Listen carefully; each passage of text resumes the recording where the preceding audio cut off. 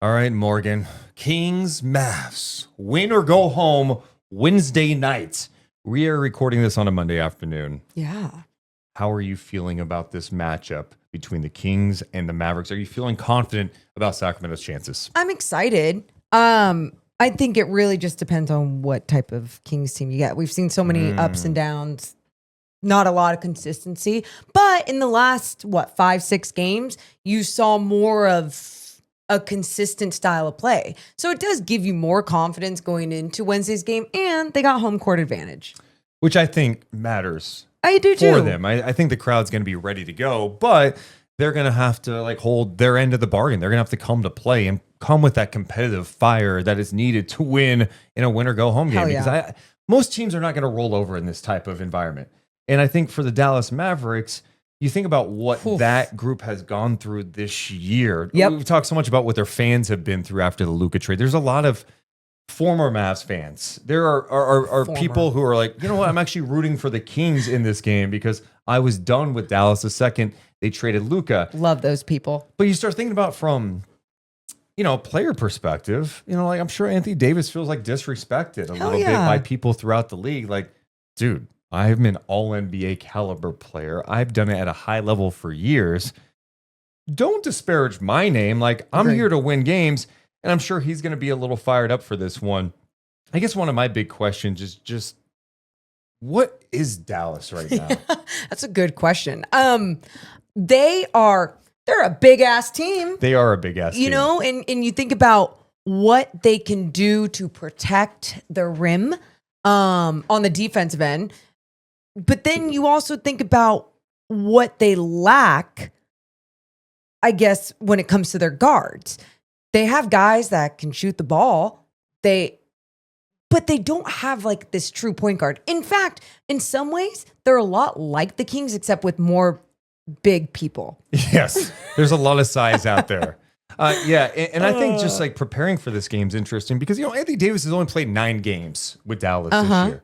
And he recently came back. They just got Gafford back into the fold. Yes. All right. He returned on March 31st, and he had been out since early February. Then you had Lively, who returned just on April 2nd. He had been out since January. Damn. You have to factor in that Hardy and Exum missed time as well. We've been seeing lineups in Dallas where Najee Marshall's kind of the point guard. He's bringing the ball up but sometimes. Then Dinwiddie is in the starting lineup at times, and it's okay. So in terms of preparation, this Dallas group is kind of learning each other still. They haven't had a ton of time to play together. And we talked so much after the trade deadline about teams trying to build chemistry. Hell, we've seen in Sacramento with LaVine coming here, and you're trying to get him integrated, and Sabonis missing time, and other guys being out of the lineup. And it's been a challenge for Sacramento. It feels like it's coming together right now at the right moment. Whereas in Dallas, I think you just don't know. That's a fair way to put it, right? What is their identity as a team? To me, it's just you're big, you're long. But what can that do against a team that brings other skill sets against you, right?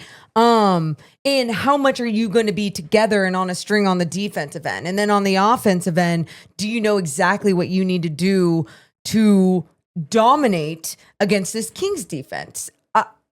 I know you and I were talking a lot about what are the matchups going to be for the Kings? Do you put Keegan on AD and then Sabonis on Gafford? What's even their Lively, start? Yeah. Where are these guys going to be? And then in those pick and roll situations, is Keon going to get switched on AD at times or something where it just puts them in a tough spot? Obviously he's going to be active with his hands and digging at the basketball, but AD and that turnaround jumper can create that space. It's automatic at times.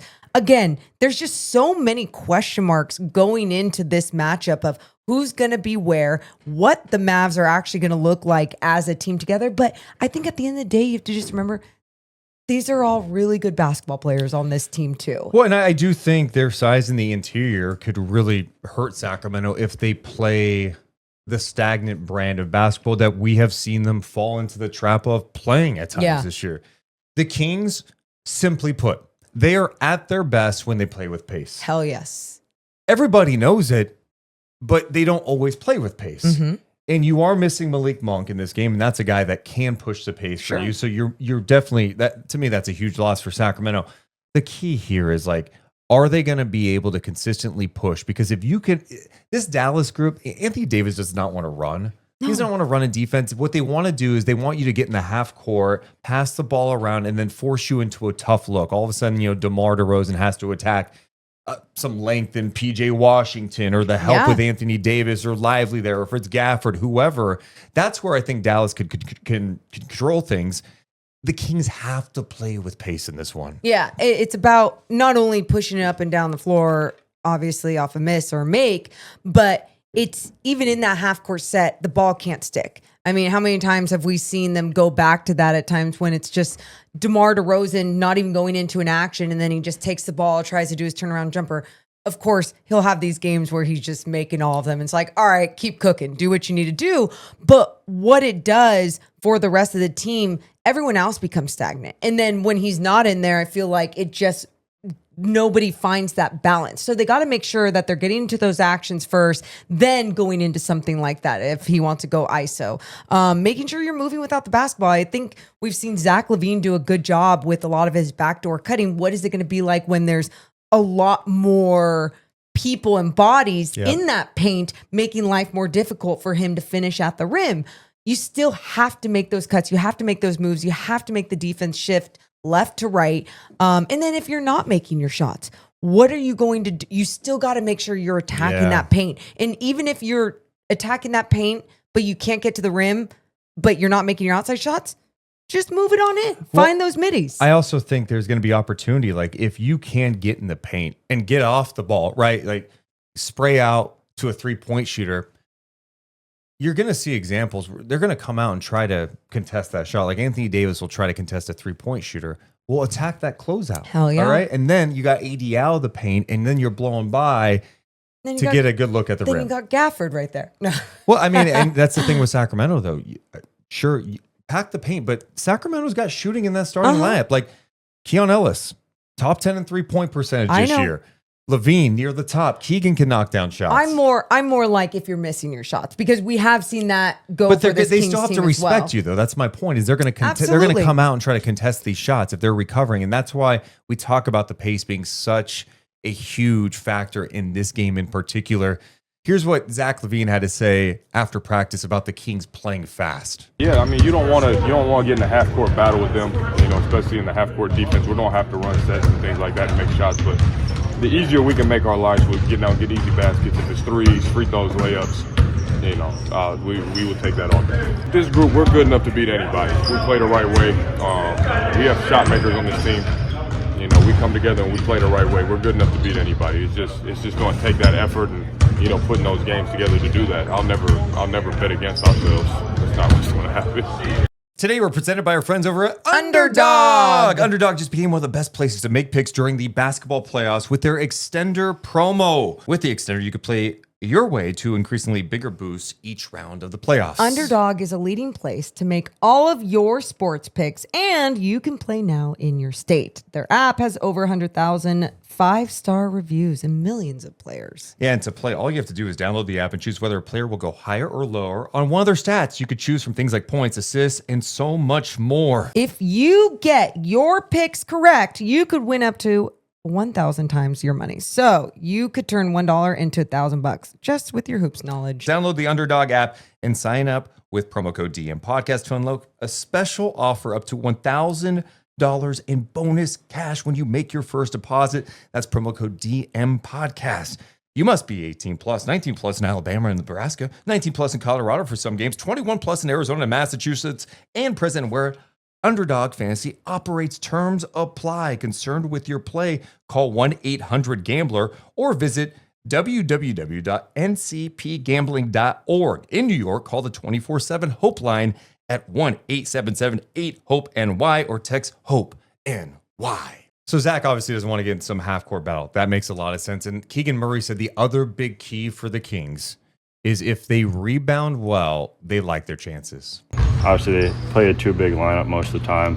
They don't have a true point guard at this moment, but there's guys that have stepped up in that role, and they've beat some good teams, but they're a team that's dangerous, and can play well at any moment. So we definitely have to be ready for them and whatever they bring. And you being the 4, you mentioned they're too big lineup. Just kind of what challenges or what do you view as kind of the keys for yourself dealing with that size? I mean, if we can rebound well, I think the game should swing in our favor. If we can get the defense rebound and then push the ball in transition, I think we'll have a good chance of winning and scoring easy baskets that way. Because when they set up their half-court defense, they're tough. So You just alluded to that. How key is pace of play going to be on Wednesday? yeah, I mean, we got to be better than what we have been this year. Just getting the ball up and down the court as fast as we can, try and get ourselves easy baskets, not try and play a half-court game. And if we fall into that, it'll be tough to beat them. This is going to be one of those games where it's going to come down to those effort plays. Defensively, yes, putting yourself in the right position, putting a body on somebody, and that's everybody, right? But at the same time, there's been so many of those games where we've had to question that urgency. There's no tomorrow, all those different things. I feel like this team right now really understands that, whether it's Doug telling them, coaching them up on it, or they just truly believe it and they want to see another day and not be done with the season. So I feel like, especially since they're going to be at home, we're going to see a lot of that go down, and they're going to make the right plays. They're going to take care of the basketball. They're going to put a body on somebody. They're going to make sure they're getting those 50-50 balls, not getting frustrated when the refs are maybe calling it the other way. Either way, I feel like everyone's in a good mind space. Yeah, and that's the thing when you're taking on a team that's got so much length that we keep talking about, and you do have some toughness too. Yeah. Like these are big bodies. Yeah. Najee Marshall's a dog. Like he can get after it, and you have to be able to match that physicality. And it can't just be Sabonis. Like I know Sabonis, hey, he's led the league in rebounding 3 years in a row. Yes, I know what he can do, but you know what? The Dallas Mavericks know that too. And they're going to put guys all over him to try to limit him. LaVine can't have a game where he's got like 1 rebound, right? DeRozan has to make an impact on the board. It's like it's the gang rebounding mentality, because if you get that rebound and you can get out and run, that's going to mean everything in this game. You just mentioned something that I want to make sure we talk about. The limiting Domas Sabonis. We've seen teams make adjustments, good teams this season, make adjustments to screw with his game, whether it's putting a small on him, a smaller player, guard, whatever, making sure that he's taken out of his place where he wants to be on the offensive end to get things going. It is so important that if that is happening, it's just like you said, Zach LaVine has to step up and do all the other things. Keegan Murray has to be aggressive. Like everyone has to do their part in this game in so many different moments. Well, one of the things I asked Doug at practice today was just the preparation side of things, dealing with a Mavs team that we had just talked about a bit ago that we don't really know because they haven't played a lot of games together. Doug Christie talked about that challenge. Yeah, absolutely, because you there's a way that they probably want to play, then they don't necessarily have a point guard, so you can't play that way. So it's by committee, hot hand, play through AD. There's a lot of different things that they do, obviously, but they're finding their way at the same time, because when you have injuries, guys are rusty, different things, and it's tough to kind of work them back in. But when they're your main guys, you have to live through the rust as they knock it off. And I get they don't have like that true point guard. Obviously, when you lose Kyrie Irving, who is one of the better players in the game, that's going to change things. You know, they did get Jane Hardy back, and I know, okay, you don't look at him as a point guard, but his ability to, get hot, maybe break down the defense, athletic. Okay, someone like Dante Exum has enough experience that he can bring up the ball and manage things. Sure. So I don't know, and then Dinwiddie too. These guys are not Kyrie Irving, and maybe you're not going to get the same type of looks with lobs that you would get with Kyrie and his ability just to collapse the defense. So I think that's where Sacramento kind of likes this a little bit, is like, okay, they don't have a ton of guards that are going to break you down, or we like PJ Washington, in my opinion. If he's putting the ball on the floor, I'm okay. I can live with that. If DeMar was guarding him, okay. But I mean, nothing easy. The problem with PJ is when he gets these catch and shoot opportunities, or if he's in transition. And so that's where Sacramento is like, we start talking about them getting in the half court. All of a sudden, Dallas's defense is locked in. They've got the length. They're forcing turnovers, and then that's how they're in the game. But if Sacramento can kind of control the pace and play the way they want to play, I do like their chances. I mean, that's what it is. And how many times in these last couple of games have we talked about it's Kings versus themselves? It's the Kings versus themselves. And I feel like it's the same thing with this game. And that's why the beginning of this podcast, mini podcast, whatever you want to call it, you asked me like, how confident are you?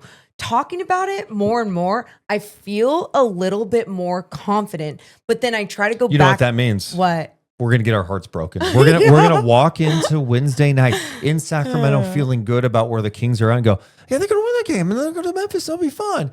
And it's gonna be like complete heartbreak. Well, it's the same thing. You said it. It's like Dallas is, or I don't know if you said it on this, but you said it before. You're like, Dallas is also feeling good. They're feeling confident. I mean, look, they didn't even play their guys in that final game against Memphis because they're like, sure, we'll go to Sacramento. Like, F it. Is that what they're thinking? You They're think that's why they said, or were they like, we don't want to get anybody hurt and we're fine? It's probably a little bit more of that. But like when Mike Bibby and I were talking the other day, he was like, yeah, I think it's a disrespect thing. They're like, we don't care. We'll come to your house and still beat you. I'm like, ooh, okay. Could be that angle a little bit.